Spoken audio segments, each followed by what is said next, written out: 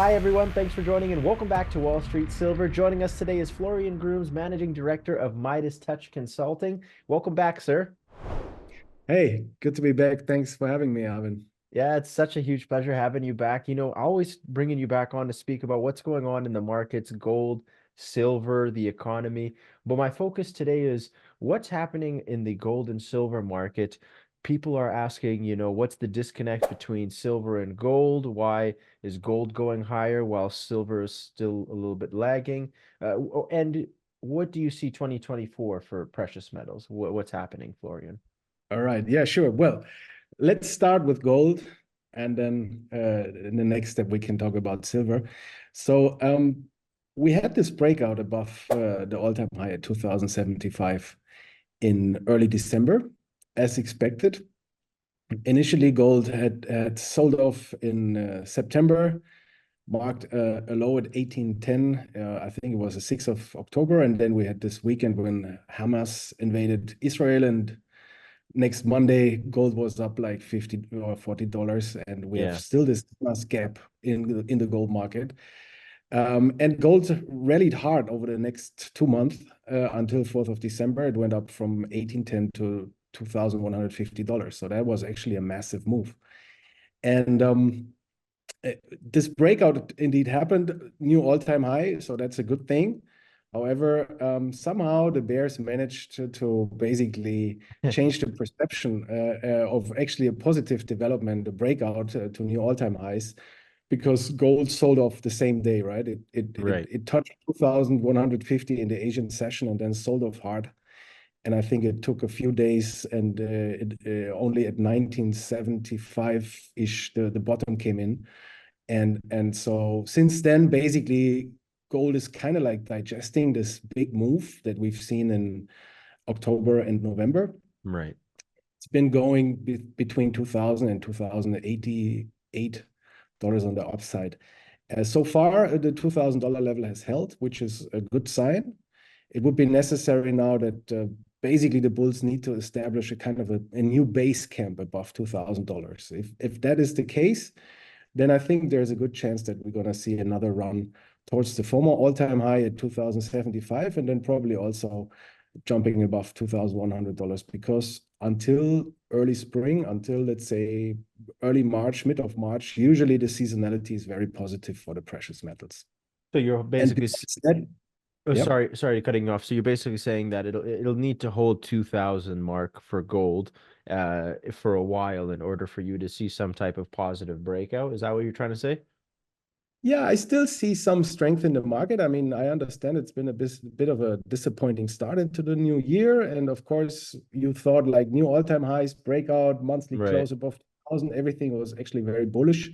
And then gold is basically going sideways, digesting that big move since October. Mm-hmm. Uh, but you still have this geopolitical tensions, obviously, that could escalate any moment, any day. And you still have an US dollar who's not really regaining strength. I mean, it's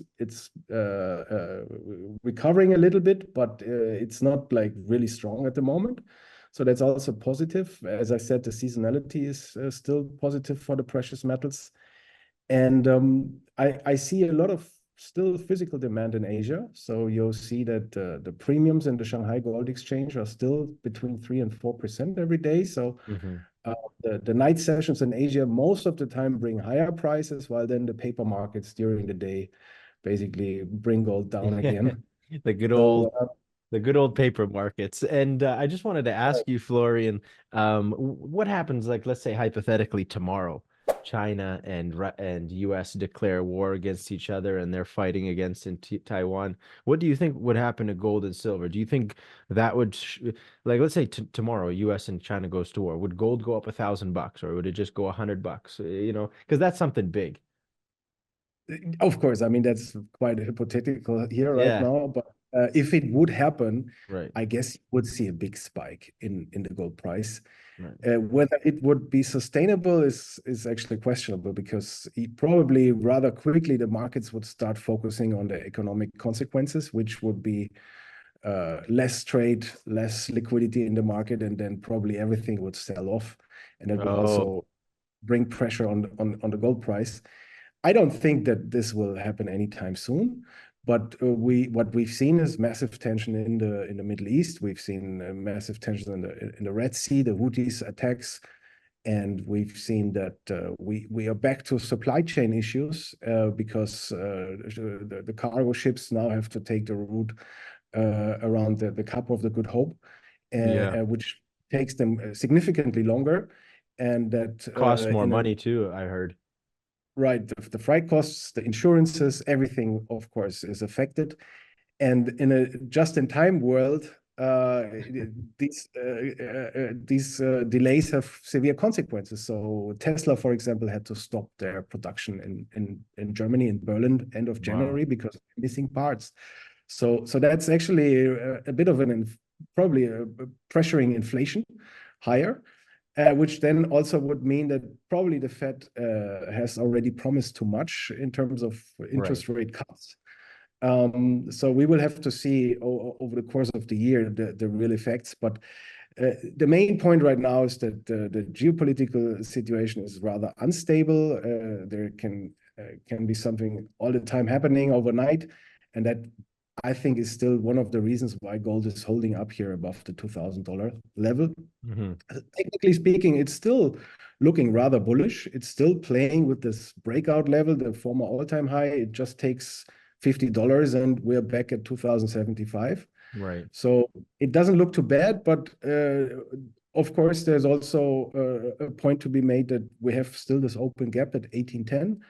And if gold cannot regain this 2040, 2050 level anytime soon, which is also the 50-day moving average, and if it cannot defend the $2,000 level, then we most likely go lower and test the 200-day moving average at, I think, 1965-ish. And that would then also open the door for maybe, again, a larger, longer correction. So I don't see too much downside actually in the gold price, but what we have painfully learned over the many years that it often takes much longer than we expect. So markets can not Absolutely. only correct in terms of price, but also in terms of time, right? Going nowhere. And actually, that's right now what's happening in the gold market. Hmm. And talking about silver, the small brother, I mean, unless we are in the final stage of a precious metals bull market where silver really is doing its own thing and is much stronger than gold, most of the time silver is just playing along and more or less following gold. But you can also see that together, similar to the copper prices and the other industrial metals like platinum and palladium, silver is having a hard time. It's been Why do you think that is? Is it because of the paper markets or is it because of why? no, I think it's just less economic activity. Mm. Generally speaking, we know that China is in severe problems. I mean, this is nothing new, but it's going Hmm. on. And then there is the technicals. Silver is a small, tiny market, and again, this speculation will come into the silver market at a later stage in a real bull market. And Right. it looks we're still not there yet. It takes time.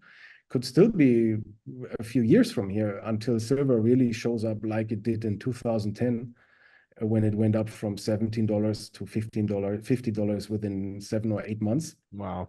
It also was the final stage of that bull market yet back then. So we are not there. You have to be very patient.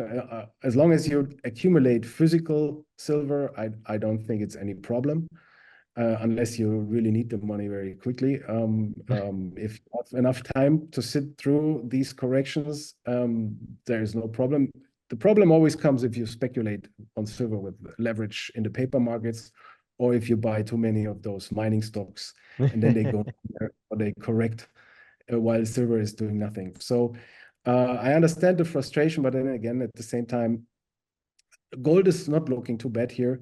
Right. I could still imagine that we get another push towards the former all-time high at 2075, maybe a little bit further ahead. If there's any significant geopolitical escalations, we could still run towards $2,500 in the next few months. Otherwise, it will be the typical pattern that somehow we will see a top somewhere in spring and then correction towards the summer. So I just wanted to let everyone know about our new sponsor, Strategic Wealth Preservation. They are an international precious metals dealer and they are a secured storage provider. that have headquarters in the Cayman Islands. The company owns and operates a large Class 3 UL rated vault in the Grand Caymans, and they offer other strategic locations as part of its global storage network.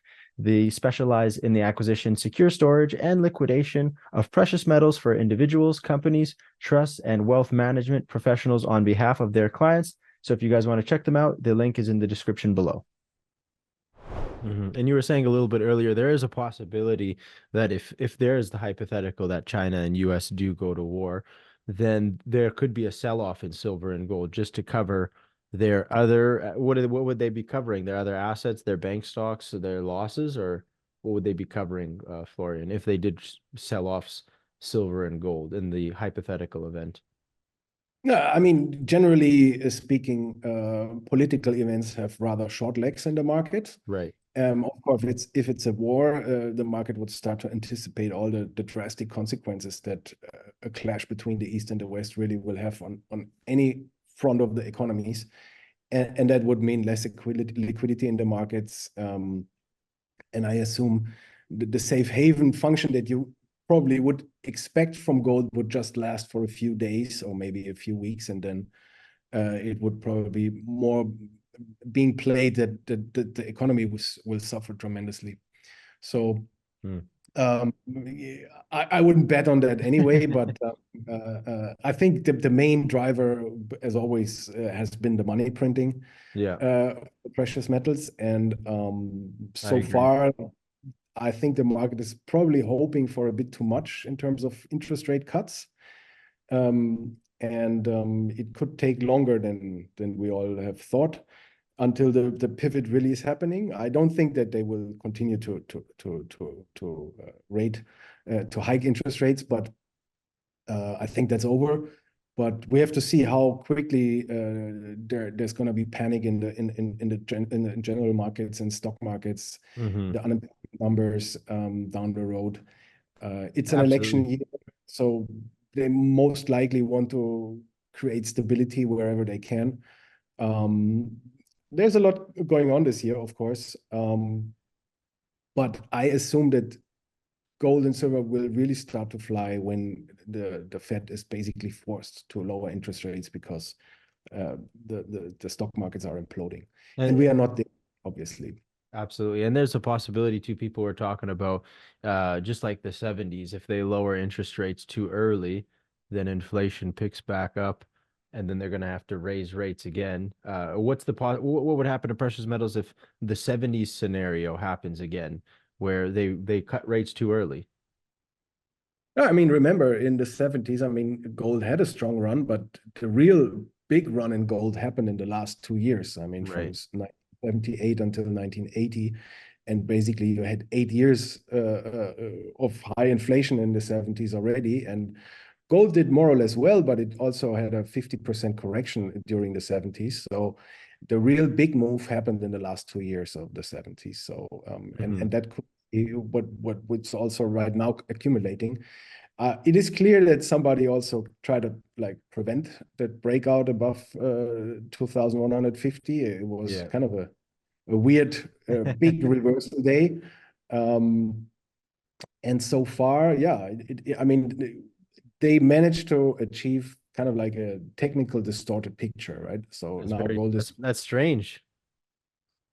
yeah, normally you would have thought like breakout to new all-time highs after a 3.5 year correction should actually unleash a massive buying spree in the markets. Yeah. It did the opposite, and gold came down $180 in very few days. So, but then again, it came back up. Now we are above $2,000. So it doesn't look too bad, but it's not super bullish neither. So I Right. think we just have to be patient, be aware of this $2,000 level.